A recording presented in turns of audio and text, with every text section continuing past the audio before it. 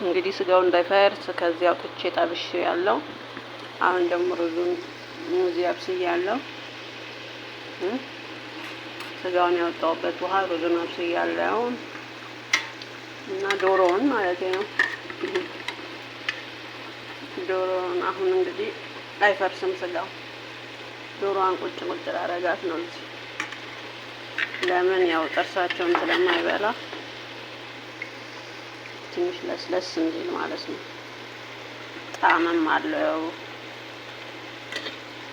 እና እንደዚህ አድርጋችሁ ስሩ ለማለት ነው። በነገራችን ላይ ጉሮሮና እግሩ የኔ ነው።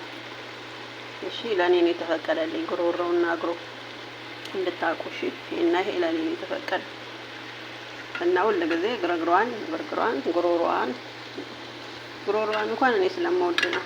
እኔ የተፈቀደልኝ እግሯን እንድበላ ነው። እግሩን ይዶሮን